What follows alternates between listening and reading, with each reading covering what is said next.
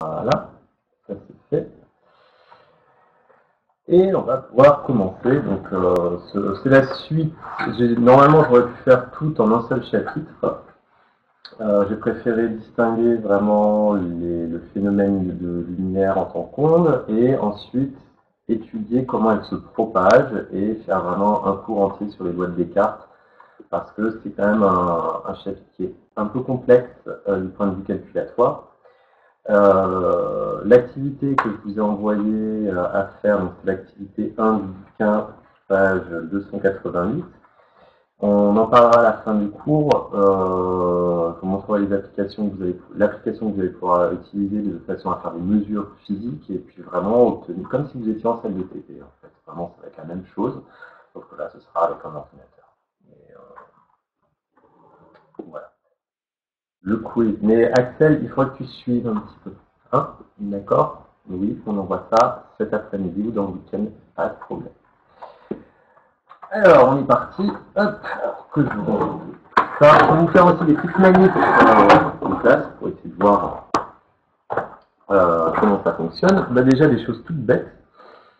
On va prendre une flèche. Hop, petite manip de coup. Donc, on a deux flèches que j'ai faites à peu près de la même dimension. Et puis, ce que je vais faire, je vais simplement remplir mon bécher d'eau. Et je vais recouvrir simplement la flèche du bas par de l'eau.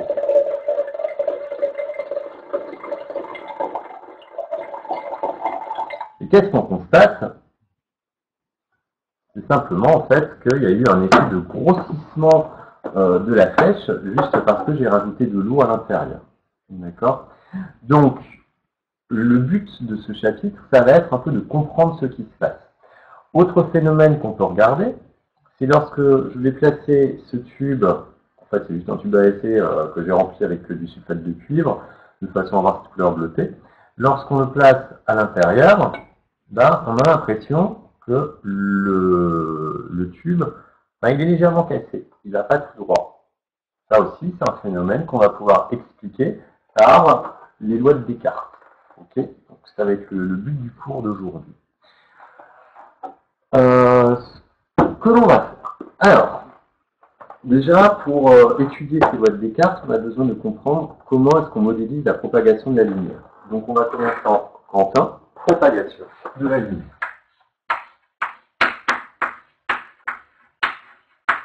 Propagation de la lumière.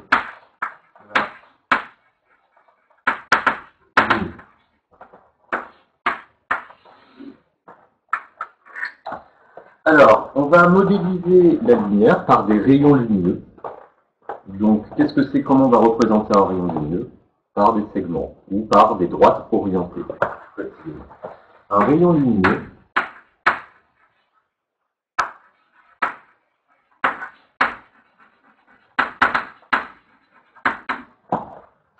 est représenté par une droite orientée. Et représenté par une droite orientée. Cette droite, en fait, elle va indiquer une direction et un sens de propagation. Donc, je vais dire il, c'est le rayon lumineux. Il indique la direction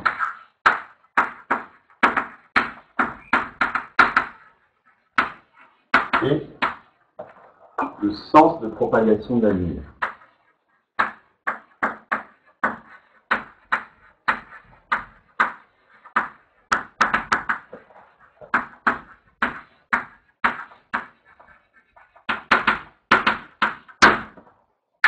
Donc au final, si on a la lumière qui va d'un point A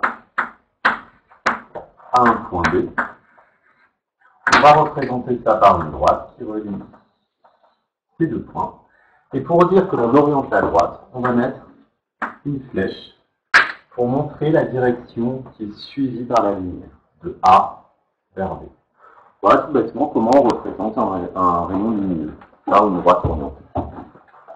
Alors, pour preuve, je vais avoir besoin d'ouvrir, de fermer le tableau assez fréquemment, d'éteindre la lumière. Donc ça va pas prendre beaucoup de temps, mais j'en ai besoin quelques secondes, de façon à vous montrer quelque chose. Donc j'éteins la lumière.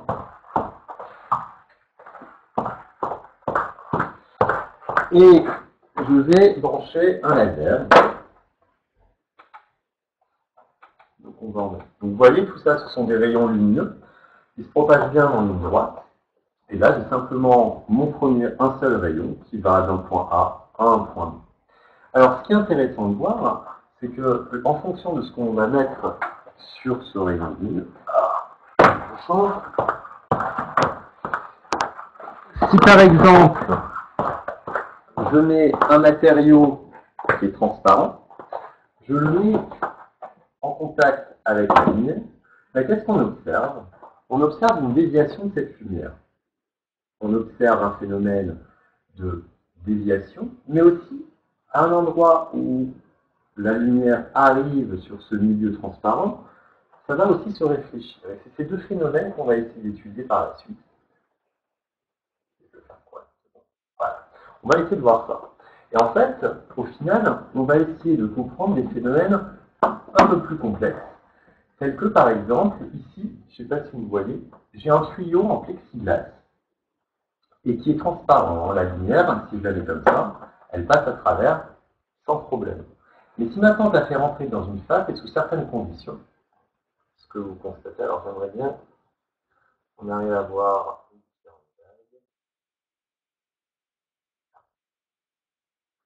Qu'est-ce qu'on observe? En fait, c'est qu'on arrive à guider la lumière, à la confiner à l'intérieur d'un tuyau et la faire ressortir. Et en fait, c'est exactement le principe d'une fibre optique. Donc, la fibre optique, on lui injecte de l'information sous forme de lumière et on peut lui faire parcourir des milliers de kilomètres. Et à la sortie, on a juste à récupérer ce signal. Donc, voilà comment on va utiliser cette information lumineuse, de façon à guider la lumière et transmettre une information. Comme ça. Et on y revient après. Voilà. Donc voilà pour la propagation de la lumière. J'ai oublié le titre ici, je suis désolé. Par le rajouter. Le modèle du rayon lumineux. Petit 1. Modèle du rayon lumineux.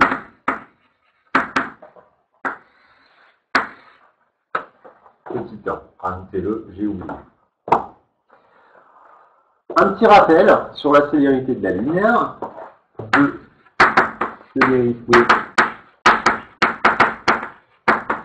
de la lumière. C'est ce qu'on a vu au chapitre précédent.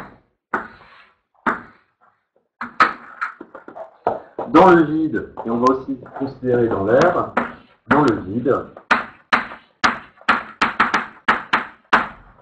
la lumière se déplace à une vitesse. La lumière se déplace à une vitesse c qui vaut à peu près 3,00 10 puissance 8 mètres par seconde. D'accord? Donc ça, c'est ce qu'on avait vu dans le dernier chapitre. Cette valeur, je vous demande de la connaître. Et de toute façon, je vais tout le temps la répéter. D'accord? Alors, ça, ce sont les bases. On va modéliser notre lumière par des rayons. Ça va simplement être des droites qui vont être orientées. Et on va considérer que quand la lumière est dans le vide, ou même dans l'air, on verra que l'air et le vide, pour la lumière, c'est pratiquement pareil, elle se déplace à une vitesse de 3,10 puissance 8 mètres par seconde. Mais maintenant, ce qui va nous intéresser, c'est de comprendre qu'est-ce qui se passe quand la lumière pénètre dans un autre milieu que l'air ou le vide. Par exemple, quand elle rencontre un morceau de verre ou quand elle rencontre de l'eau. Qu'est-ce qui va se passer? Ça va être tout le but de la deuxième partie. Donc en grand 2, on va regarder Qu'est-ce qui se passe lorsque la lumière change de milieu de propagation? C'est-à-dire qu'elle passe de l'air au verre, ou de l'air à l'eau, etc., etc. Dès qu'il y a un changement de milieu.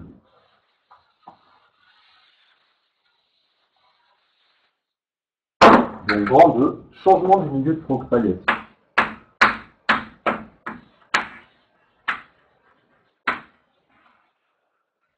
Changement du milieu de propagation.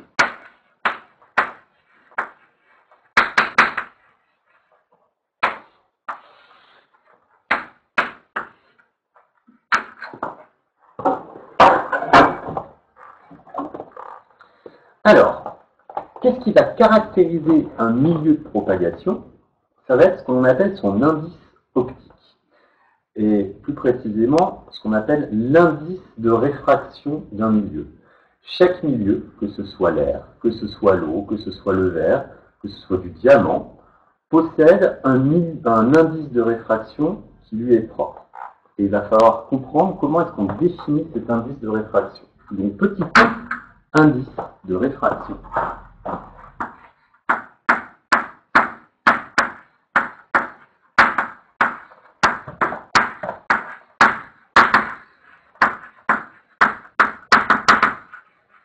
Le terme réfraction, on va le définir un peu plus précisément dans la suite du cours.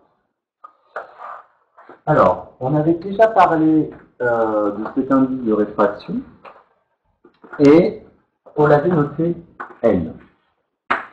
Et on considérait que c'était le rapport entre la célérité de la lumière dans le vide, 3 × 10⁸ mètres par seconde, divisé par la vitesse de la lumière lorsqu'elle est dans le milieu que l'on considère. D'accord? Donc ça, c'est toujours 3,00 10⁸ mètres par seconde. Et ça va être la vitesse de la lumière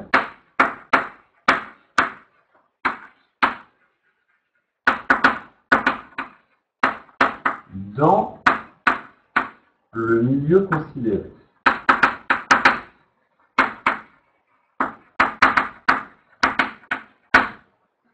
Chaque milieu possède son propre indice de réfraction. C'est plus ou moins important et qui dépend justement de la nature de ce milieu. Est-ce que c'est un milieu qui est très dense ou moins dense? Donc ça va être lié à la densité du milieu. À l'interface, donc ce que je vais appeler interface, c'est si par exemple, là j'ai de l'air, une surface qui le sépare avec de l'eau. On va plutôt mettre du vert puisque nous pencher, ce sera un peu plus réaliste. Ça, c'est ce qu'on appelle une interface. Interface, R, Z. D'accord? Donc, à l'interface entre deux milieux, c'est ce qu'on appelle un dioptre, il va y avoir quelque chose qui va se passer. Ce qu'on va étudier dans ce chapitre.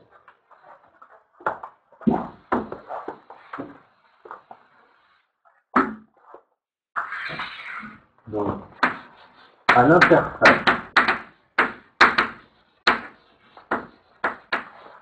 entre deux milieux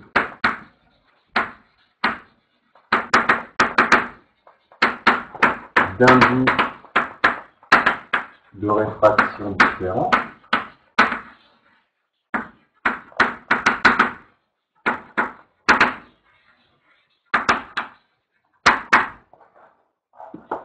c'est ce qu'on appelle un dioptre. Alors, ce terme de dioptre, il n'est pas exigible au programme. C'est pour ceux qui vont continuer par la suite en physique, on parlera maintenant, au lieu de dire l'interface entre deux milieux, je dirais le dioptre. C'est beaucoup plus simple, c'est plus court, donc c'est plus rapide. Et c'est le terme physique qui est adopté. Donc, qu'est-ce qui se passe à cette interface? Il y a forcément un changement d'indice. un changement d'indice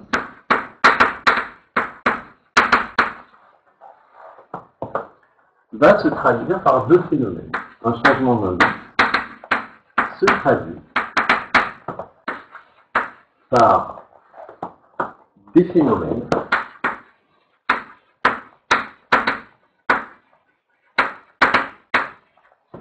Ces deux phénomènes, c'est ce qu'on appelle la réflexion. Donc le premier phénomène de réflexion et le deuxième, c'est la réfraction.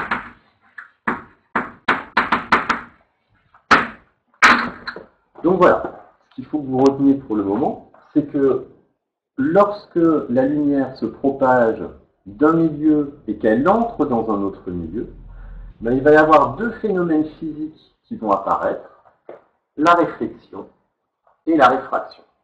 Et le but, ça va être de comprendre comment est-ce qu'on va modéliser ces deux phénomènes. Et c'est ce qu'on va faire dans la deuxième partie de ce changement de milieu de propagation. On va essayer de schématiser ce qui se passe lorsque la lumière rencontre un interface. Donc une séparation entre deux milieux différents. Est-ce que je peux effacer à gauche?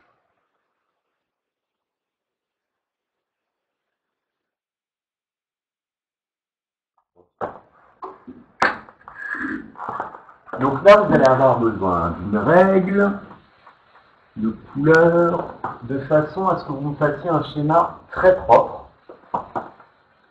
Parce que ça va vraiment être le centre de toute la compréhension de ce chapitre. Si vous comprenez le schéma de base, après, bien entendu, il y aura des manipulations mathématiques à faire, mais ce sera déjà beaucoup plus simple. Donc, en deux, réflexion et réfraction.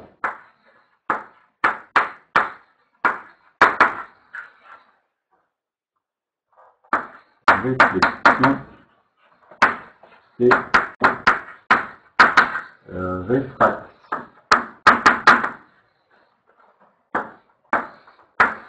Alors, je bouge un peu la souris de temps en temps, sinon ça va être bien. Alors, ce que l'on va faire, vous allez laisser un peu de place à droite où on va mettre les légendes, et on va simplement modéliser déjà l'interface qui sépare nos deux milieux. Donc cette interface, on le représente par quelque chose de droite, un plan. On va dire que le milieu du dessus va avoir un indice qu'on va appeler N1, et le milieu du dessous a un indice de réfraction qu'on va noter N2. Ensuite, on va avoir de la lumière qui arrive. On retrouve le feuille dans certains angles. On prend un rayon lumineux qui arrive d'un point et qui va toucher le dioptre en un point bien spécifique qu'on appelle le point d'incidence. D'accord? Donc ici, j'ai mon dioptre, mon interface qui sépare les deux milieux d'indice N1 et N2, et j'ai mon rayon qui arrive avec un certain angle d'incidence. Ça, on va voir après les angles, comment on les compare.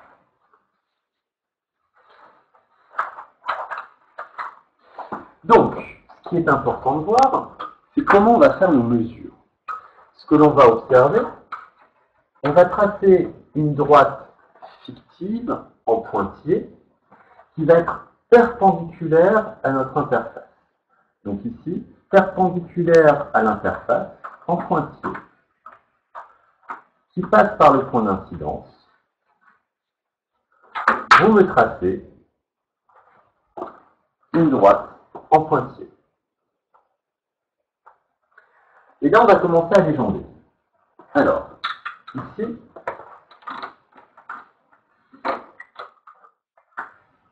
on a dit que c'était le dioptre, c'est-à-dire l'interface entre les deux lignes. D'accord? Ensuite, le rayon qu'on a dessiné ici, le rayon rouge,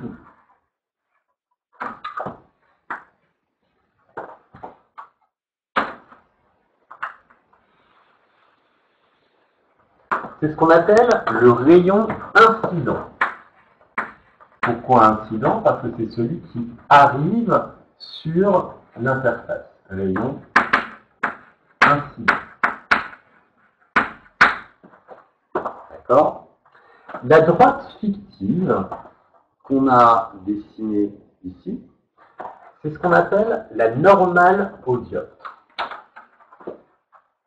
On va simplement la nommer pour nous la normale.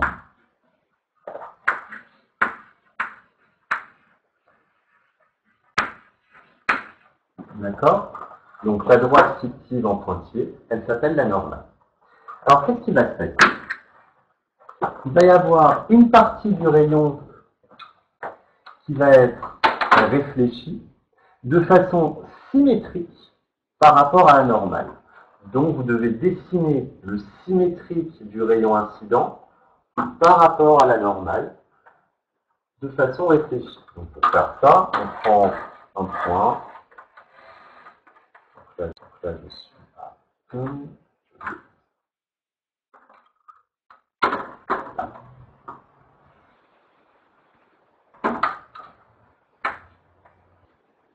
Donc là, j'ai dessiné un rayon.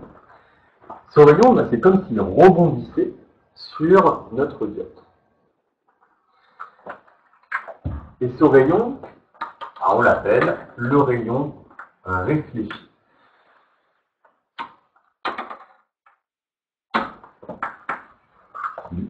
Rayon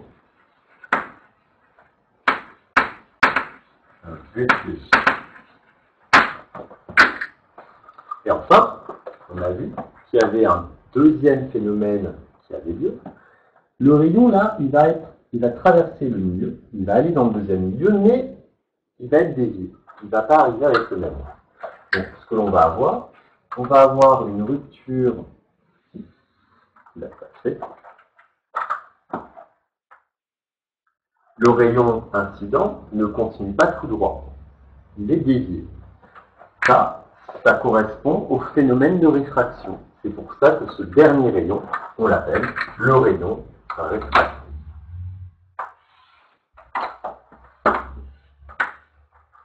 Rayon réfractif.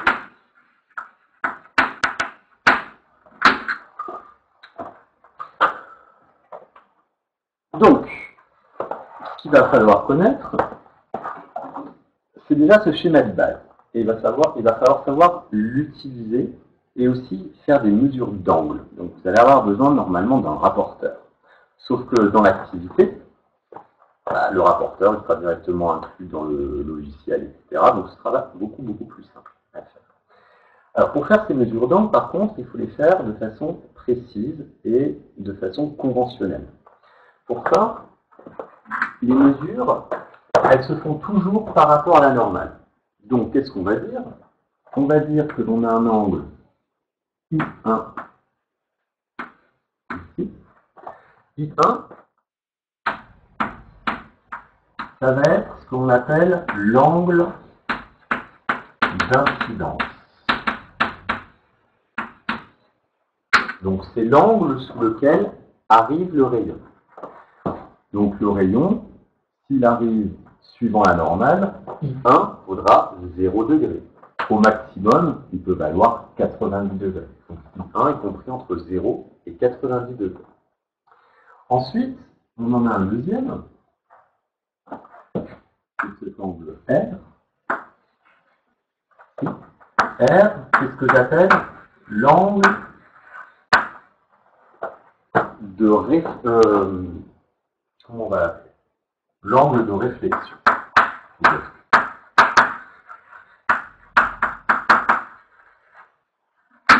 Et enfin, on en a un troisième.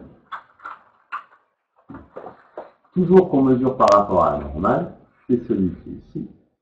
Lui, je vais l'appeler I2.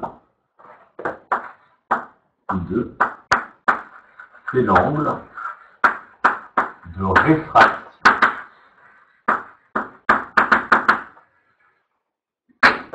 Voilà ce qu'on a. Un rayon incident qui arrive avec un certain angle d'incidence, Une partie va se réfléchir avec un angle de réflexion, une partie va se transmettre à travers le matériau grâce au phénomène de réfraction sous un certain angle de réfraction. Voilà ce qu'il faut retenir. Si vous avez ce schéma en tête, à partir de maintenant, on va pouvoir établir les lois de Descartes.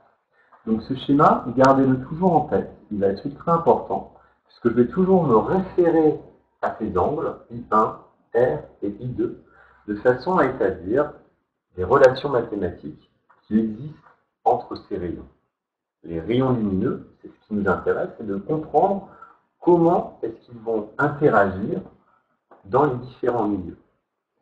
Si j'arrive avec un certain angle I1, est-ce que je peux prédire quel va être l'angle I2? Oui, à condition qu'on connaisse la nature des deux milieux dans lesquels se propage notre rayon lumineux. D'accord? Donc là, on a simplement décrit le phénomène de réflexion et de réfraction, et on a posé nos bases. D'accord?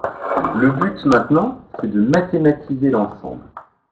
Et pour mathématiser l'ensemble, celui qui a découvert ça, c'est Descartes, d'où le fait porte leur 3, les lois de Descartes. J'arrive. Alors, hop. Hélène, hop. Vas-y, tu as la possibilité de brancher le micro. À quoi sert le rayon incident? C'est lui qui définit, c'est la base. Tu veux comprendre pour un rayon comment il va réagir par la suite sur l'interface. Donc le rayon incident, c'est la base de ton phénomène. C'est lui que tu veux étudier son comportement futur. C'est comme si tu me disais, je veux étudier la trajectoire d'une voiture, à quoi sert la voiture? D'accord?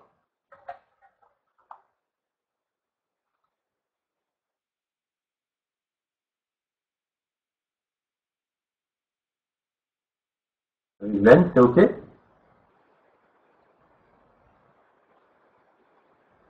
Parfait. Donc, grand 3, les lois de Descartes.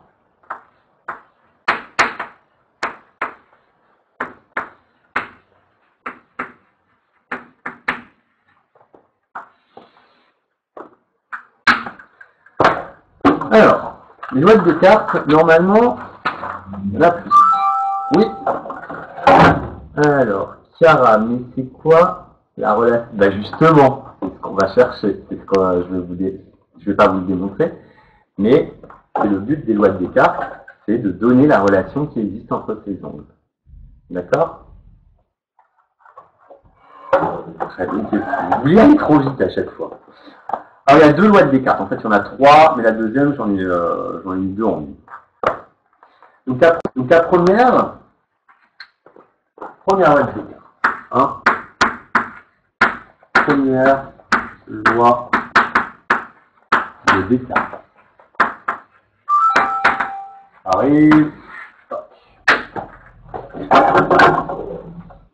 Qui a levé la main?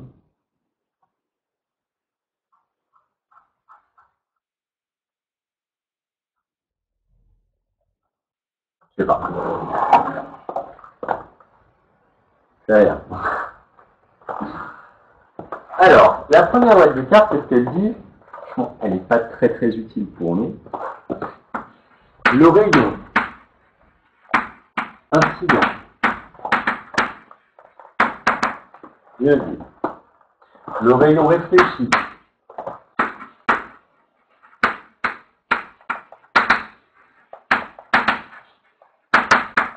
Et le rayon réfracté. Et le rayon réfracté. Ils appartiennent tous à un même plan. C'est-à-dire, ils sont tous ils pourraient tous appartenir à la même feuille. Si par exemple, je mettais un milieu ici, je ferais traverser un rayon. Quoi qu'il arrive, le rayon réfléchi serait dans le même plan de la feuille, le rayon réfracté dans le même plan de la feuille. C'est pour ça, en fait, que l'utilisation d'un tableau, ce qui est le plus simple pour modéliser la trajectoire des rayons lumineux. On n'a pas besoin de faire de l'étude en 3 dimensions, ce qui est beaucoup trop compliqué.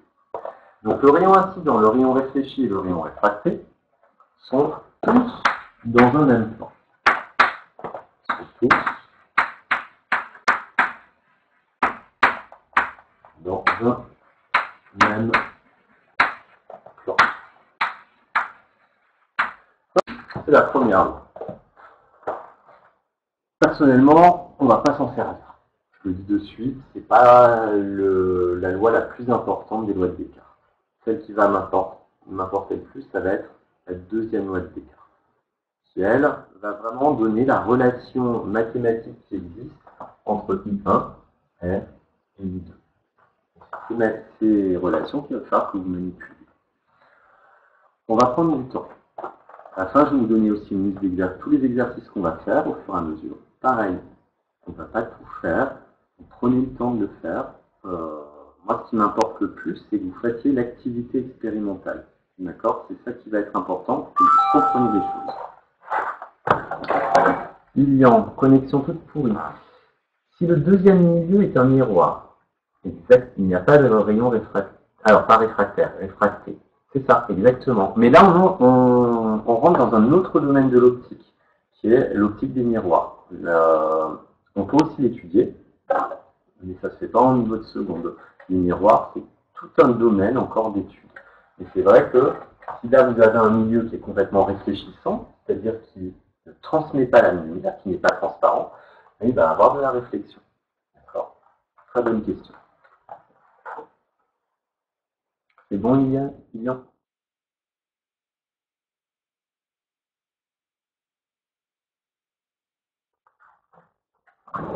Alors, je vais laisser mon schéma à gauche, je vais en avoir besoin.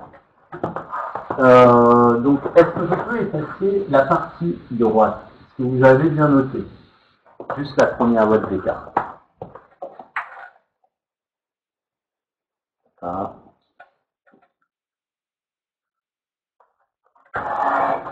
Alors,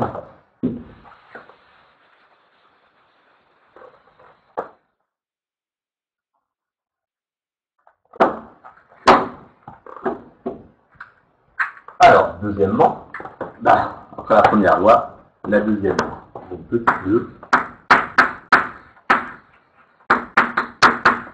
Une deuxième loi de Descartes.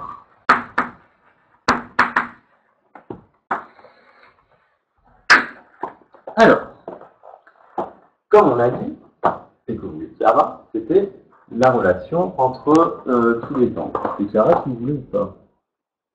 Oui, d'accord. Il y a à trouver les relations qui existent entre les angles. Donc, les angles d'incidence. Les angles d'incidence. On a appelé I1. Virgule. De réflexion.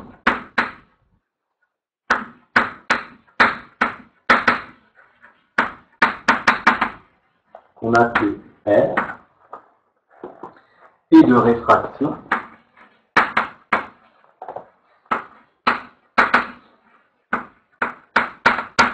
Qu'on a appelé I2, sont repérés par rapport à la normale. Sont repérés par rapport à la normale. Et ça, j'insiste, parce que beaucoup, les erreurs classiques qu'on voit avec les secondes, c'est que lorsque je vous demande de mesurer l'angle d'incidence, l'angle de réfraction, l'angle de réflexion, vous les mesurez par rapport au dioptre, par rapport à l'interface. Donc vous mesurez cet angle, et ce n'est pas du tout le même, parce que cet angle c'est 90 degrés moins l'angle considéré. D'accord? Donc c'est toujours par rapport à la normale que vous devez faire vos mesures d'angle. Et donc, une fois qu'on a fait ces mesures, ces angles sont reliés par les deuxièmes lois, les lois de Descartes.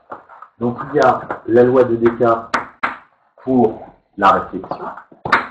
Ça, c'est la plus facile. Pour la réflexion. Donc qu'est-ce que je vous ai dit tout à l'heure quand on a construit le rayon réfléchi? Je vous ai dit de prendre le symétrique du rayon incident par rapport à la normale. Donc, qu'est-ce que vous pouvez dire pour la valeur de petit r de l'angle de à la valeur de l'angle d'incidence? D'après vous, comment il souffre? D'après vous, comment il souffre? Exactement, ce sont les mêmes résultats. On a donc que R est égal à Y. Ça, relation super simple, pas vous poser de soucis. Par contre, pour la réfraction, ça va être un petit peu plus compliqué. Pour la réfraction,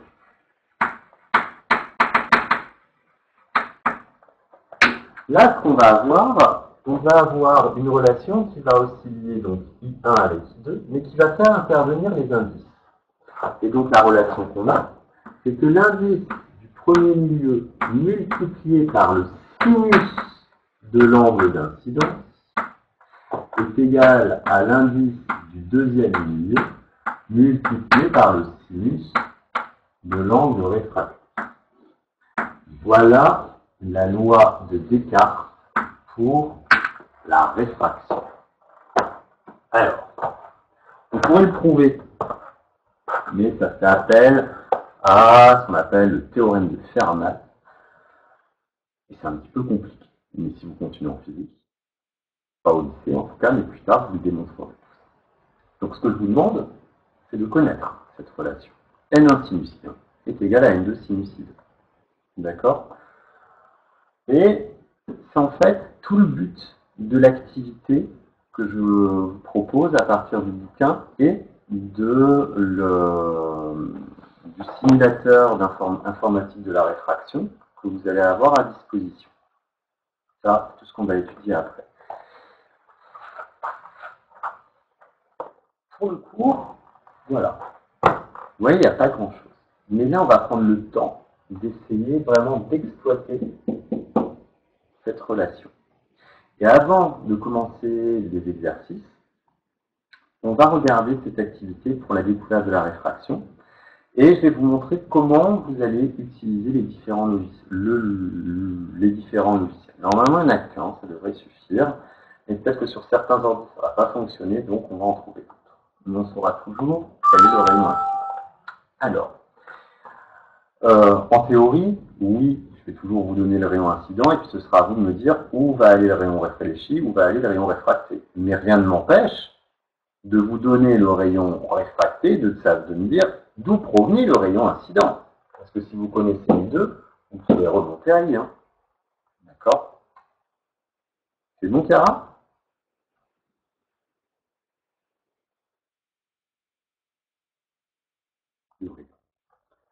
Ok. Alors, tout ce qui est là, on va le faire après. Donc, ce que je vais vous modéliser ici, d'abord, je vais vous montrer ce que vous auriez dû faire en manip, tout bêtement, et comment est-ce qu'on va représenter ça grâce à l'application numérique qu'on a trouvée sur Internet. Donc, je vais fermer. Je vais avoir besoin de faire le noir. Bon, on va laisser comme ça. Mon petit laser.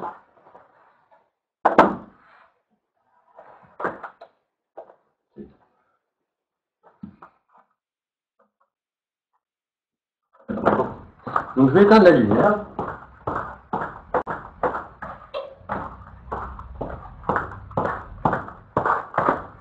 Donc je me place avec mon rayon incident. Et en fait, le simulateur que vous allez avoir, il représentera aussi ce rapporteur. Ici, c'est un rapporteur avec des graduations.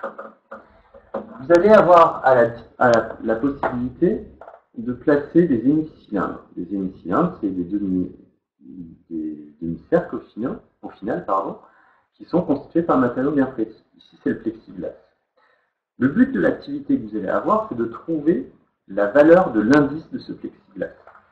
Donc, ce que l'on fait, les schémas que je vous ai présentés, l'interface, le dioptre, était à l'horizontale. Là, la seule différence, je le mets à la verticale. Donc si mon dioptre est à la verticale, ma normale est à l'horizontale. Et là, mon rayon incident est aligné sur ma normale. Et ce que l'on va faire ensuite, on va faire tourner légèrement le cylindre de façon à faire arriver le rayon incident avec un certain angle. Et qu'est-ce qu'on constate? Alors, je vais essayer de le faire pour un plus grand angle. Donc là, je suis à 20 degrés. À 20 degrés, qu'est-ce que vous constatez? Il y a un rayon réfléchi qui est aussi à 20 degrés.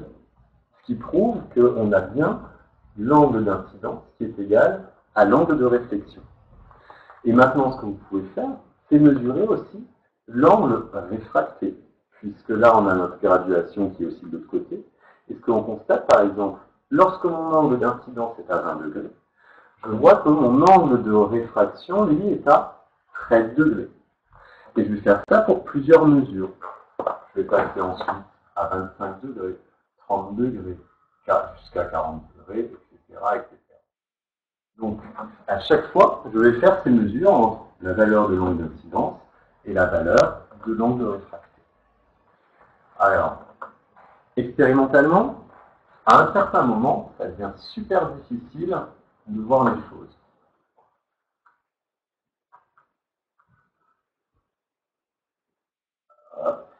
Dans cette situation, j'ai beaucoup de rayons réfléchis, mais j'ai un rayon réfracté qui est très élargi et qui me donne une incertitude de mesure qui est assez grande.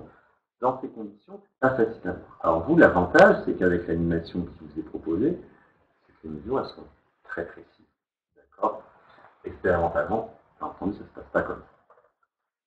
Donc là, qu'est-ce qui se passe? On a... Ouais, je pense que vous verrez. On a bien comme indice N1, c'est l'indice de l'air.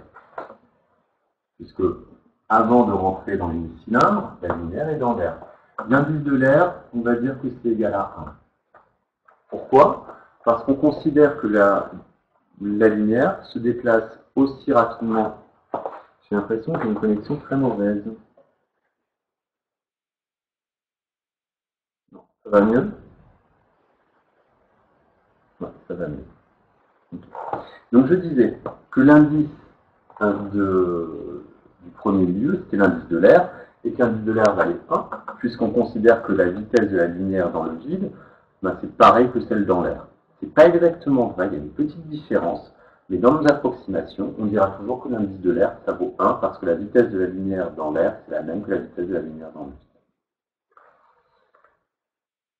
Presque, c'est l'idée. Alors, ce que je vais faire, je vais déconnecter la webcam et je la reconnecte de suite. Clac. Bah là, on voit carrément plus rien. Rallume la lumière.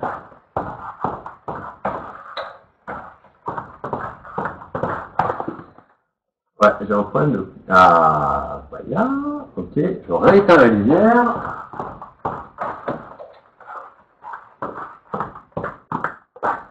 Ça va être un peu mieux là, je pense. Ça va? Donc, ce que je disais simplement, après je remettrai la lumière pour voir, là c'est vraiment pour que vous puissiez observer les phénomènes de réfraction et de réflexion. Après on prendra le temps de regarder les choses. Donc là, on passe de l'air au plexiglas, qui a l'indice N2, va être l'indice d'un plexiglas. Et le but, ça va être de trouver cette valeur de N2. Alors je vous donne la réponse, vous devez trouver 1,5. D'accord? Et vous ferez la même chose avec du diamant. Alors, vous n'aurez pas un gros morceau de diamant, on n'aurait pas pu faire ça au lycée, ça coûterait trop cher, mais avec le simulateur qu'on vous a proposé, vous pouvez le faire avec du diamant et retrouver quel est l'indice de réfraction optique du diamant. Qui dit que la télé... Ouais, mais ça va aller mieux, tu vas voir. Moi, je vois rien. Alors, attendez. Allez.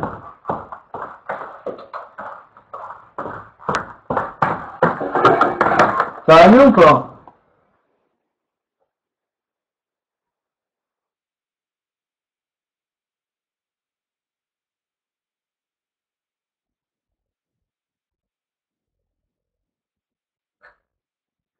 Alors oui, non, c'est un écran noir, moi. Oui, oui, Cyrine, ça va pas. Bon, Cyrine, c'est pas grave. Non, alors Cyrine et Noah. Tous les deux, vous avez un écran noir? Je vais essayer de déconnecter la caméra. Hop, et je réactive.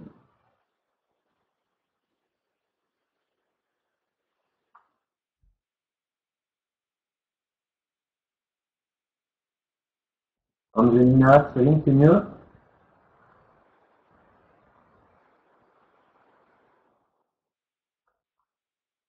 J'attends, hein, là j'en vois qui se déconnecte, qui se reconnecte, je vous attends un peu. Hein.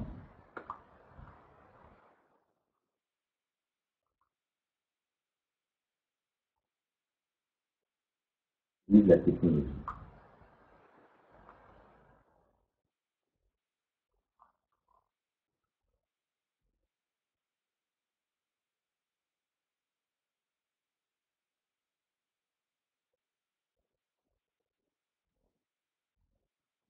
Alors, Angelina, tu t'es reconnectée. Ah, Cyrine, c'est bon. Angelina,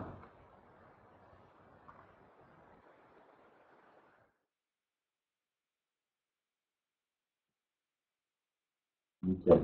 Ok. Donc, je peux reprendre. Taille 23. Allez, hop, ça fluctue un peu.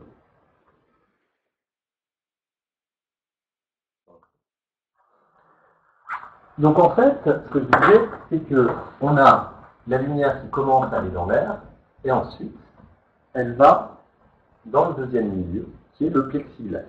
Ou le diamant, si vous voulez travailler avec le diamant par la suite. Pourquoi pas.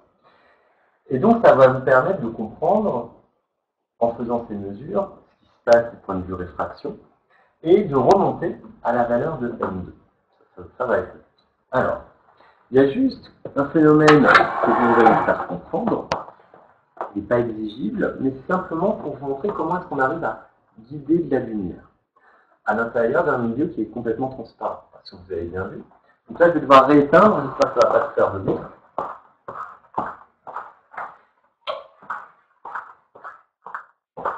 Normalement, ça doit être bon. Donc, là, on passe de l'air au plexiglas, et on voit bien en fait qu'il y a une partie de la lumière qui est réfléchie, une partie qui est réfractée, qui passe à travers le milieu transparent. Et la lumière, à travers un milieu transparent, elle peut traverser quoi qu'il arrive. En fait, je vais vous montrer que non. Si maintenant, je fais autre chose, je fais d'abord passer la lumière dans le plexiglas, et ensuite dans l'air. Donc d'abord, elle traverse le plexiglas. Bah, vous voyez, elle traverse hein, sans problème. Et maintenant, j'augmente mon angle d'incidence. Qu'est-ce que vous constatez? L'angle de réfraction augmente, augmente, augmente, mais il augmente plus vite que ce que l'angle d'incidence augmente. En continuant comme ça, au bout d'un moment, il va arriver à 90 degrés cet angle de réfraction. Et quand j'arrive aux 90 degrés, il disparaît totalement. Et donc la lumière qui rentre, qui est dans le plexiglas, elle n'est plus réfractée, elle ne traverse plus le plexiglas, elle est complètement réfléchie. Et dans ces conditions, ben, on arrive à guider la lumière à l'intérieur d'un milieu transparent. Exactement comme on le fait dans un tuyau d'une fibre optique.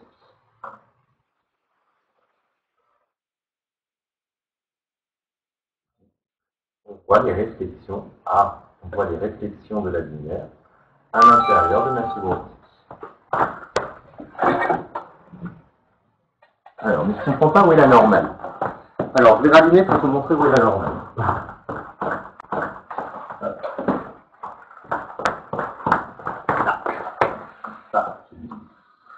Donc, j'ai mon rapporteur qui est ici, d'accord? Mon demi-cylindre est à cet endroit. Je ne sais pas si vous voyez. Ouais, vous voyez. Donc, la surface de séparation qui sépare les deux milieux, elle est là. D'accord? Donc la normale, elle est perpendiculaire. C'est l'angle 0 qui est ici. Ça va? Ça. Alors, analyse. Micro-analyse, c'est bon.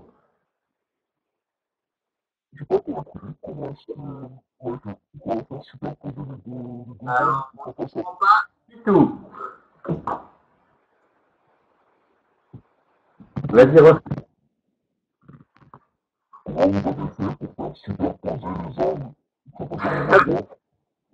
Écris ta question. Parce que là, c'est tout brouillé, ton son.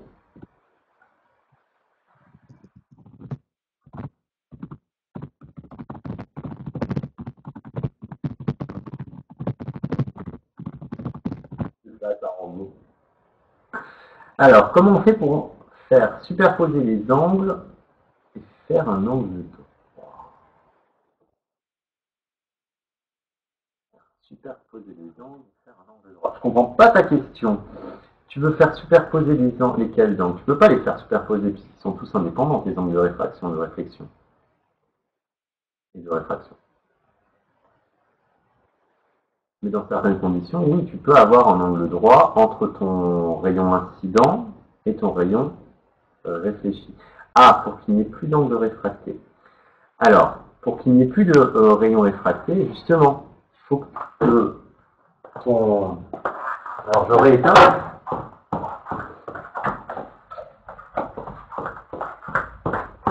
Je me remets dans la situation. Donc, là, ma lumière va tout droit. D'accord? Maintenant, j'augmente mon angle d'incidence. Mon angle de réfraction, lui, il augmente. Mais c'est naturel. Plus j'augmente mon angle d'incidence, la seule variable sur laquelle je peux jouer, c'est l'angle d'incidence. Le reste, ça m'est imposé par mon système. Mais comme je fais varier mon angle d'incidence, au bout d'un moment, mon angle de réfraction va tellement augmenter qu'il va être égal à 90 degrés. Et dès que je suis au-dessus de 90 degrés pour mon angle de réfraction, je suis en réflexion totale. D'accord? Donc, je pourrais beau augmenter mon angle d'incidence, quoi qu'il arrive, je serai toujours en réflexion totale, je n'aurai plus de rayon réfractif. D'accord? Et s'il n'y a pas de lumière, vous voyez, j'ai beau placer la main. Alors, si je mets la main un peu plus haut, il y en aura un peu. C'est ça ta question?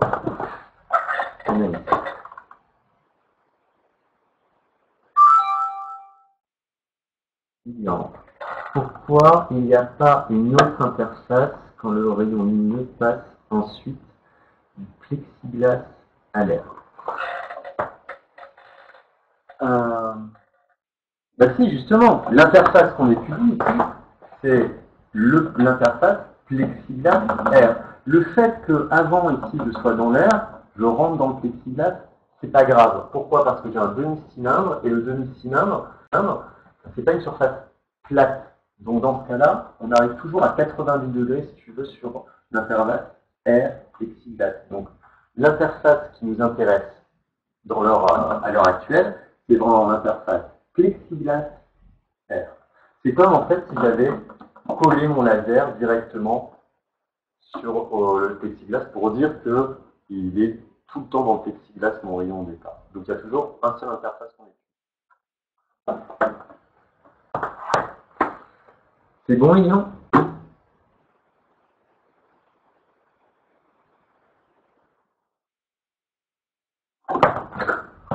C'est à cause du noir, je pense. En fait, ta vidéo, elle s'arrête sans arrêt et ils n'arrivent pas à voir les explications parce que c'est coupé. Non. Ah, attendez, je sais que je vais faire quelque chose. Ils t'ont pas vu tourner l'hémicylindre de plexiglas et ils ont vraiment du mal à voir dans le noir quel est le dioptre plexiglas R.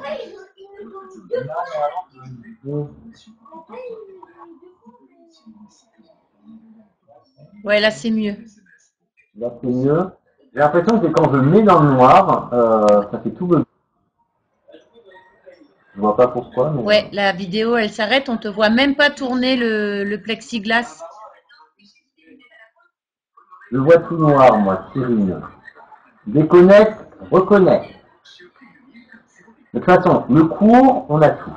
Là, ce que je vais vous donner, c'est des explications vidéo sur comment utiliser l'application. D'accord? D'ailleurs, on va faire les explications que je vais faire avec la fiche. Ça va être beaucoup plus simple et beaucoup plus clair.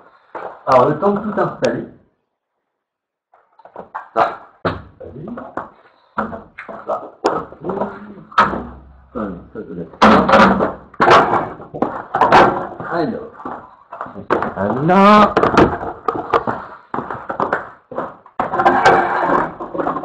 Donc,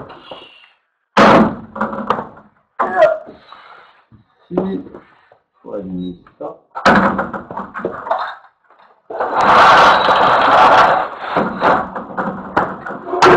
Là.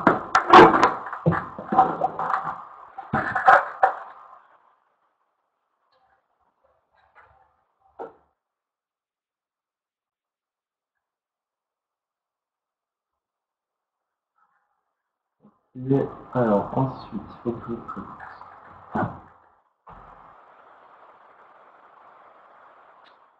Alors, la première chose qu'on va faire.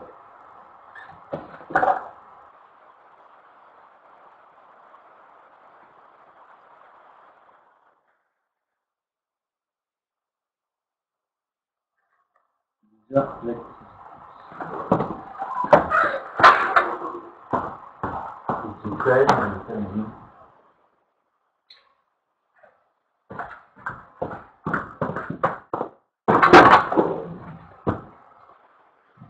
Super, ça c'est déconnecté.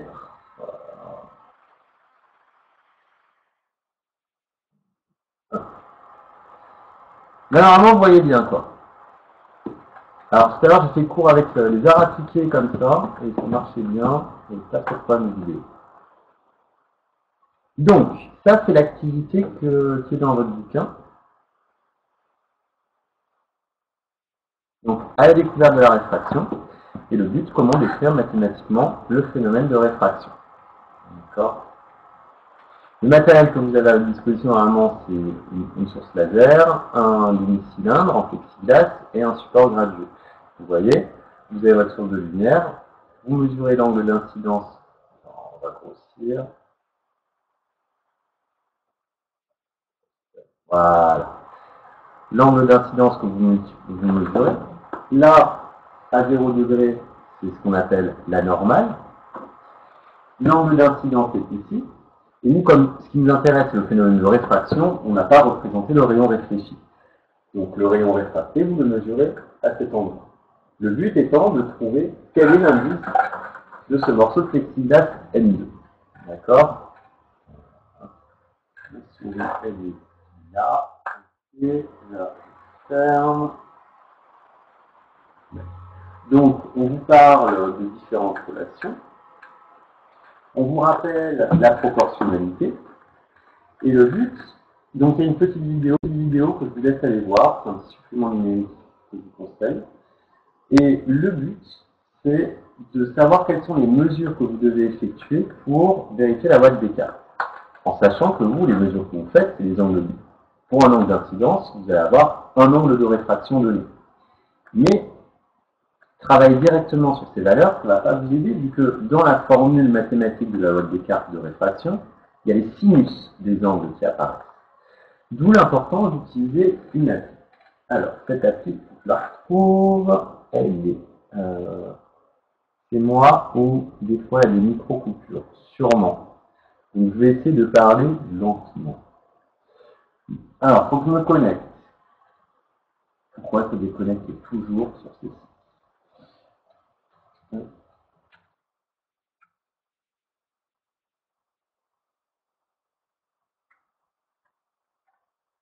Ça marche. Ça marche. Caroline, j'ai reçu ton quiz. Donc ça c'est. Alors, ouais. D'abord. Non, c'est pas sûr. Oui, c'est sûr. Ici, voilà, c'est sur ce site. Donc, je vous ai envoyé le lien par internet. on va quand même copier et le coller directement. Où vous retrouvez justement exactement cet hémicylindre, la source lumineuse. Bon là c'est normal, on n'a pas mis de demi-cylindre dessus. Bah, on va choisir le plexiglas. Ça y est, il peut fonctionner.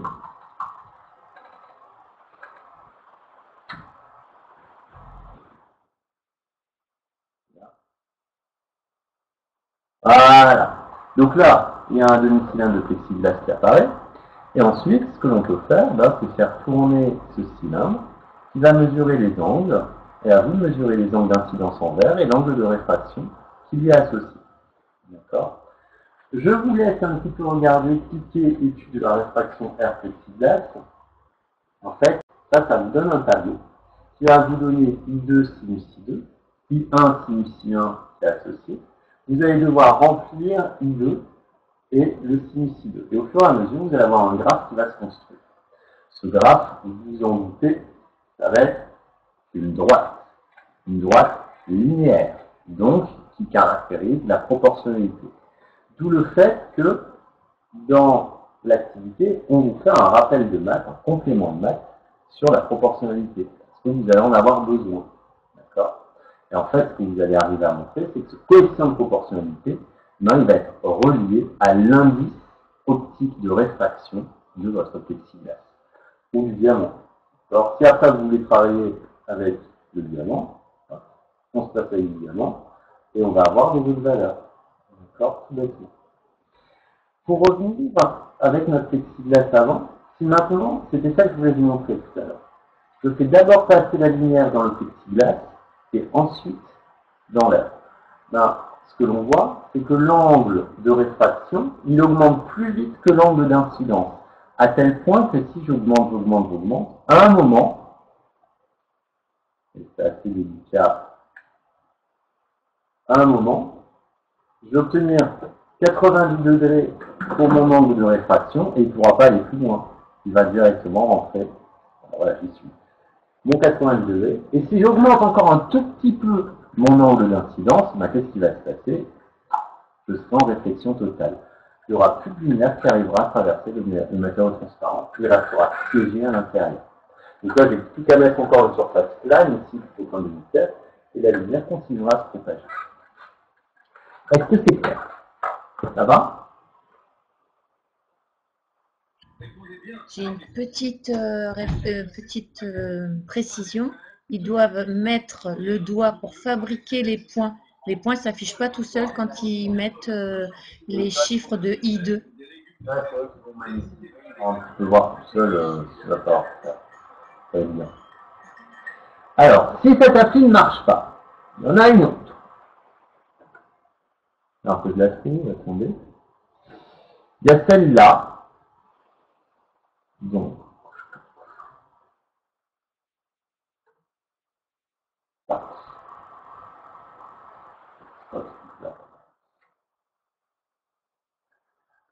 là, par contre, vous avez déjà les valeurs. L'inconvénient, c'est que l'indice est déjà donné. Donc, c'est vous qui fixez l'indice. Là, par exemple, il faudra prendre l'indice de l'air 1 et ensuite l'indice deuxième, c'est le plexiglas, 1,5. Et vous allez pouvoir avoir accès aux valeurs des angles. À droite, qui sont écrits là. Là, vous ne voyez pas trop sur le tableau, mais en fait, en bas à droite, vous avez les angles qui sont inscrits. Et vous pouvez bouger le laser pour mesurer ces angles. Je n'aime pas trop celle-là. Je vous la donne quand même à utiliser si celle-ci, elle ne fonctionne pas. Donc ça, c'est la deuxième. Et il y a juste avant de commencer le cours, j'en ai trouvé une troisième, qui est beaucoup mieux encore. Elle est là. Hop. Alors, voilà.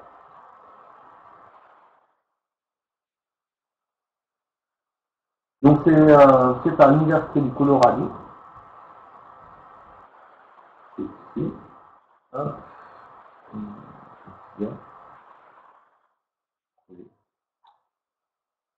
Et donc vous allez sur, nous ce qui nous intéresse, ça va être juste la première, l'introduction, l'utilisation de la lumière. Et pareil, là, vous choisissez un matériau, donc on va prendre le verre. Ou alors vous aurez mystère A. Ah, c'est pas mal, en fait, mystère A, mystère B. Bah écoutez, elle est pas mal aussi celle-là. Si vous voulez pas faire le diamant, vous pouvez aussi très bien faire avec cette application et trouver qui est mystère A et qui est mystère B. Quel est l'indice de mystère A et mystère B. Donc si par exemple on prenait de l'eau, bêtement, j'allume mon laser, je fais tourner mon laser.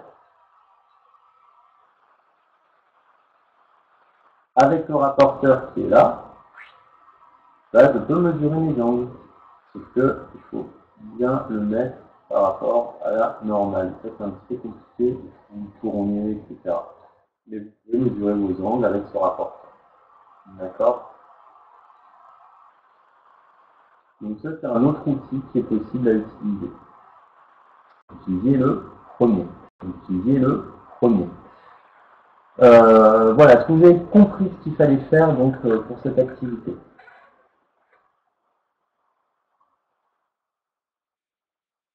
C'est vraiment une activité expérimentale. Alors, j'aurais préféré que vous le fassiez vraiment avec vos mains, etc. Mais bon, on a des simulateurs.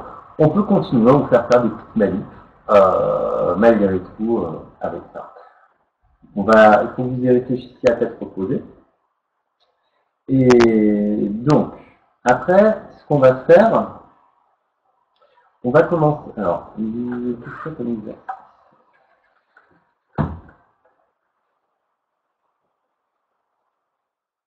On va simplement faire maintenant, j'ai compris comment ça marche, mais pas ce qu'on doit faire précisément.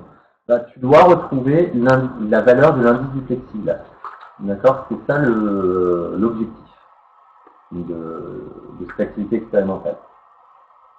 Et tu vas voir, c'est bien détaillé dans l'activité. Le bouquin est très très bien fait. Alors, je vais rallumer et juste on va faire un exercice d'application qui va être le 10, page 295.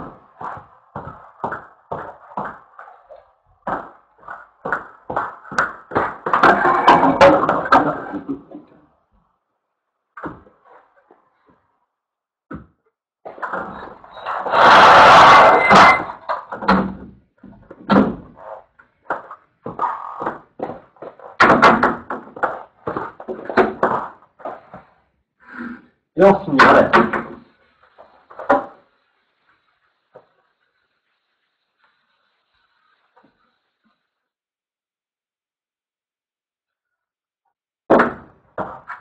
Donc là, exercice 10,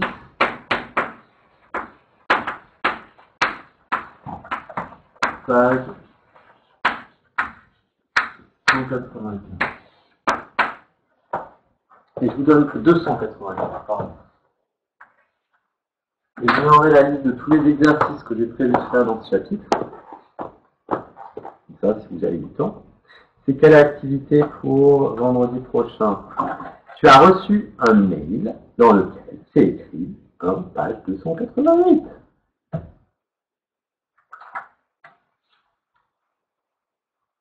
C'est bon, Kylian? Ok. Alors, cet exercice 10, c'est un exercice basique de réfraction. On cherche à tracer le trajet de la lumière au passage de l'air à l'huile, d'indice N1000. L'angle d'incidence est I égale 45 degrés.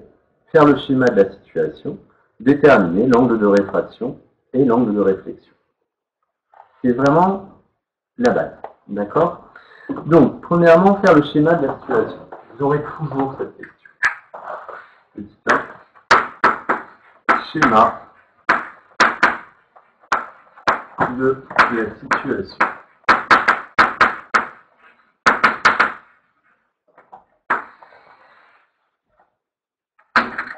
Le schéma, c'est toujours le même, au final. Vous avez un diode, un interface, qui sépare l'air de l'huile. D'accord? Voilà ce qu'on a. On vous dit que l'air a un indice N R. Alors moi, les indices, en général, je les mets dans un cercle. Eh bien, les différences. Je prends ma normale, donc en pointillé.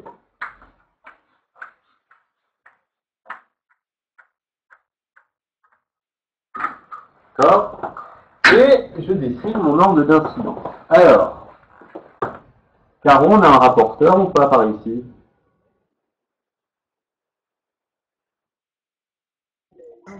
Non. Non. Non, on n'a pas de rapporteur. Non. Voilà. Pourtant, je suis sûr d'en avoir vu un quelque part. Hein. Même dans une salle de maths. Maths, dans une classe de maths, mais pas chez nous. Bon, je vais essayer de trouver ça pour la semaine prochaine. Alors, donc le but, c'est que vous mesuriez avec votre rapporteur, de façon précise, un angle de 45 degrés pour l'angle d'incidence. 45 degrés, on va dire que c'est facile, hein, ça coupe exactement la moitié de 90. Donc, arrête comme ça. Donc là, vous avez Ah, voilà, vous avez schématisé la situation. D'accord? Chemin global de la situation. Maintenant, on vous demande de trouver l'angle de réfraction I2 et de réflexion R. Bon, on peut déjà le dessiner. Alors, je sais directement que je vais être symétrique l'un par rapport à l'autre pour la réflexion. Donc ça, c'est facile à faire, je dessine. Là, je vais avoir R. Et puis, je dessine pour le moment quelconque, puisque je n'ai pas encore la valeur, avec une flèche, l'angle R. Voilà le schéma global de la situation. Donc, il nous reste à répondre à la deuxième question, la partie calculatoire. Et c'est celle que, en général, vous n'aimez pas. Et pourtant, c'est pas compliqué. D'accord? Vous avez vos bases de maths. Et je suis sûr que vous allez y arriver. Que la proportionnelle. Résoudre une équation. Donc, petit 2, l'angle de réfraction. Calcul de I2. J'arrive. Rislaine. Hop, micro. Ah, micro. Il y a 2 fois R. Ah oui, pardon, merci Sofiane. I2. Merci. Merci Roxane. Oui, c'est moi qui me suis trompé.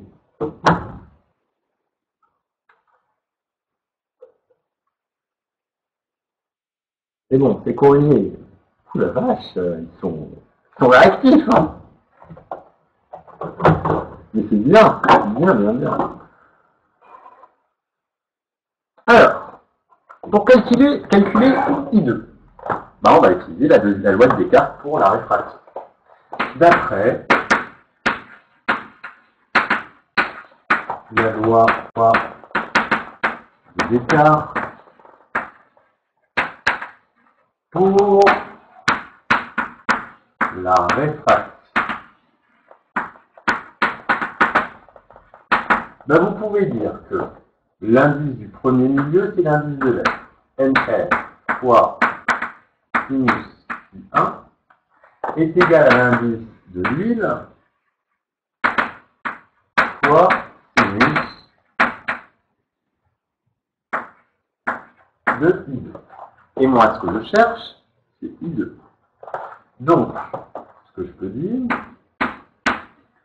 c'est que le sinus de I2, je vais faire passer N huile de l'autre côté. On va faire N R fois sinus I1 divisé par N huile.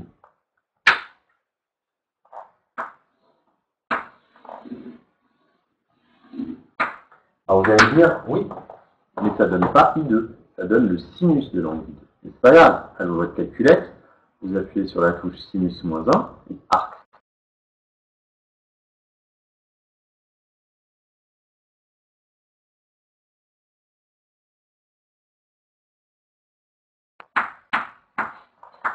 On va avoir que sinus I2, ça va être l'indice de l'air 1,00.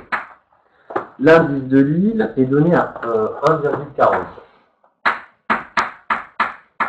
Et on a sinus de 45 degrés.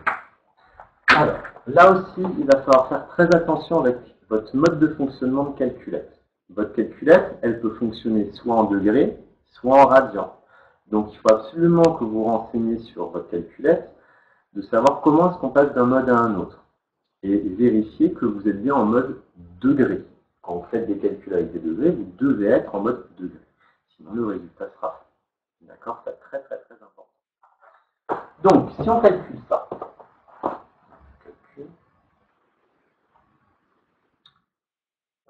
alors, nous sommes ici, 45 sinus fois 1 divisé par 1,40. Ça me donne que sinus 2 est égal à 0,579. Et donc, avec ma calculette, on fait sinus -1 ou arc sinus. Alors, c'est comment que ça fonctionne? Et voilà, moi je suis en degré. Déjà, ça marche pas. Alors, sur le téléphone, comment on change de degré en radian?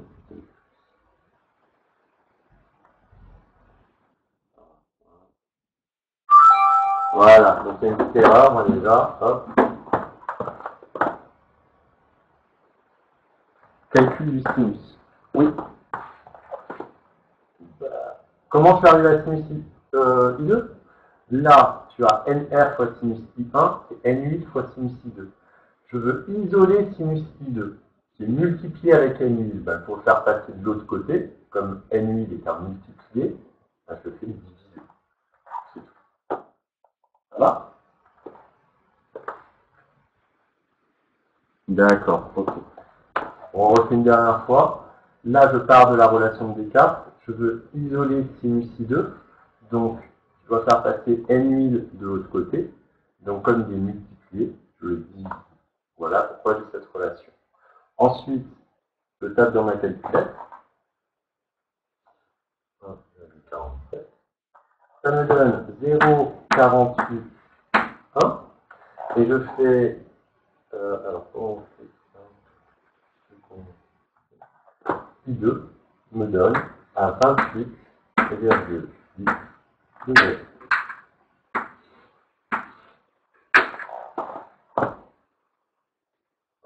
Voilà pour mon angle de réfraction. Donc quand l'angle d'incidence arrive dans l'air avec un angle de 45 degrés, s'il rencontre une plaque vue, eh bien, l'angle réfracté va être dévié et sortira à 28,8 degrés.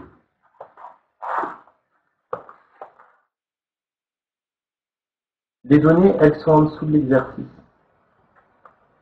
D'accord? On cherche tracé et en dessous, tu as donné indice de l'air et indice de l'huile. D'accord? D'accord? Ah, c'est pour Sofiane. Sofiane, il faut que tu cherches les données.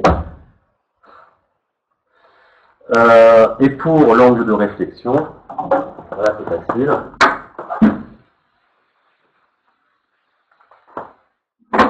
On écrit d'après la loi de Descartes pour la réflexion,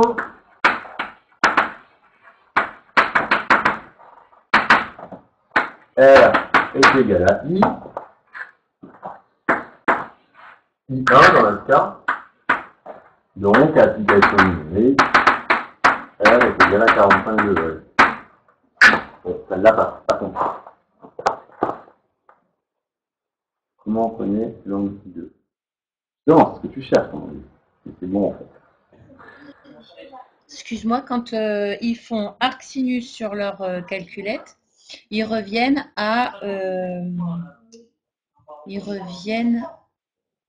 au-dessus. Enfin, comment est-ce que tu fais arc sinus de 0,481? Parce que moi, ça me donne pas I2. Parce que tu dois être en radian. Il faut faire seconde, sinus, 0,481, et ça te donne 28,8 si ta calculette est bien en degrés. D'accord? Donc voilà, faire attention à ça. Vérifiez que votre calculette soit bien en mode degrés et pas en mode rad. Alors, je vais vous noter tous les exos qu'on va faire dans ce chapitre. On va prendre le temps, ok? La priorité, c'est que vous fassiez l'activité. Je sais en plus, j'imagine, je pense que les autres profs vous donnent aussi du boulot. Mais je vais quand même noter tous les exercices qu'on va faire. Vous n'êtes pas obligé de les faire tous pour la semaine prochaine. Ok? Même si vous avez du temps, je pense, sinon. Alors, je vous les écris. Donc, on a fait le 10, on aura le 11, page 295, le 7, page 295, le 12. Alors que je vérifie. Oui. Ça, c'est bon. Ensuite, il y aura le 18, le 19 et le 20, page 296. Je vérifie. Ouais, très très bien. Et ça, il n'est pas facile. Je vous l'avoue. Voilà, il bug. Mais bon, vous êtes vieux, vous allez y arriver. Et enfin, allez, le 26, quoi qu'il arrive, page 299. Et pour les plus téméraires, et si on a le temps, on fera le 27, page 299. C'est la démonstration de la loi de Descartes à partir du principe de Fermat, qui est pas facile, mais qui a une application avec empreinte de seconde. Et voilà, je serais curieux de voir si ça peut passer. Si on a le temps, on le fait, sinon on ne le fait pas. Je sais qu'il y en a qui vont dire, bon, on ne le fait pas. Et la liste des exos avant, oui, elle est importante. Si vous arrivez à maîtriser cet exercice, vous savez tout faire. D'accord? En plus de l'activité. Et après, on pourra passer à l'étude des noms.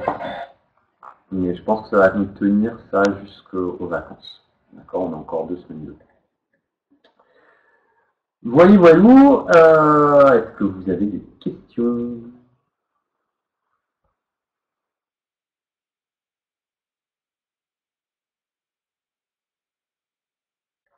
Je coupe la vidéo. Hop.